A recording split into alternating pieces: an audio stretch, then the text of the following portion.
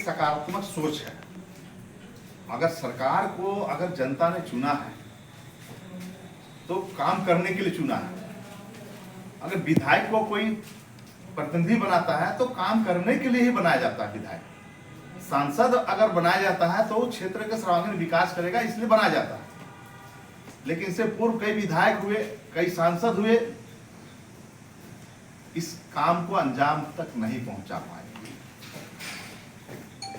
मैं चुनावी दौर में था, लोकसभा का चुनाव के दरमियान भी, क्योंकि मैं यहाँ का प्रभारी था, उस वक्त भी लोगों ने अपनी वेदनाएं, अपनी कष्ट, अपनी तकलीफें सड़क को लेकर उन्होंने हमारे पास ग्रामीणों ने रखा था। उस वक्त भी हमने कहा कि हमको विधायक बनने दो, हर हाल में इस रोड को बनाएंगे।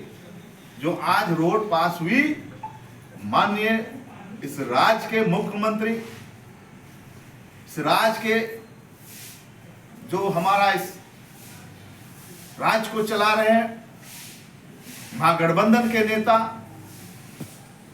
माननीय श्री हेमंत सोरेन जी आज कैबिनेट की बैठक बुलाए और इस कैबिनेट की बैठक में उन्होंने फैसला लिया कि कांके विधानसभा का जो प्रस्ताव उनके पास भेजा गया था, वो संग्रामपुर से रिंग रोड होते हुए कुम्हरिया बनहरा से आगे बढ़ते हुए उमंगर बाजार तक जो चंदवे की पिठोरिया रोड को टच करती है, जो मेसरा की ओर जाती है, जिसकी दूरी लंबाई 6.333 किलोमीटर है, जिसकी कुल प्राकलन राशि 38,89,68,400 करोड़ की लागत से उक्त पुल,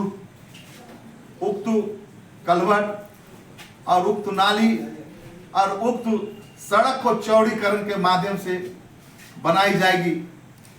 इसमें दिक्कतें कहां आ रही थी, इस बात को भी मैं आप लोगों को बता देना चाहता हूं।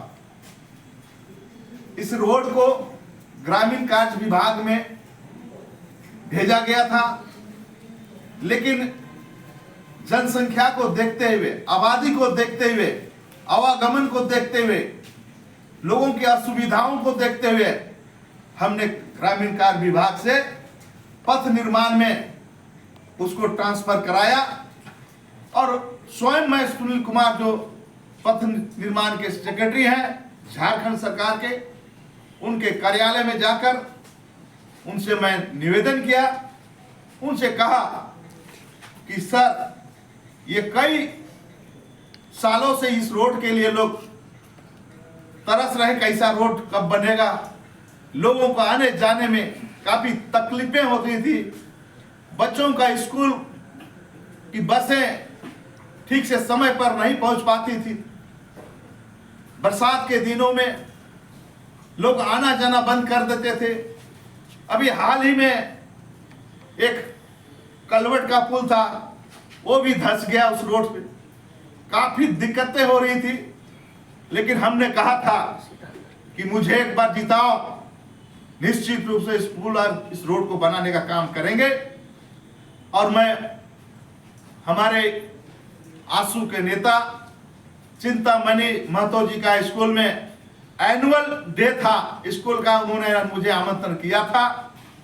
भाई बसंत महतो जी भी वहां पर उपस्थित थे, भाई समीम जी भी थे और कई लोग थे। उनके सबों के बीच में हमने कहा कि इंतजार करिए, 1 से 1.5 महीना में आपका इस सड़क का स्वीकृति मिल जाएगी। आज स्वीकृति मिली कैबिनेट की बैठक में।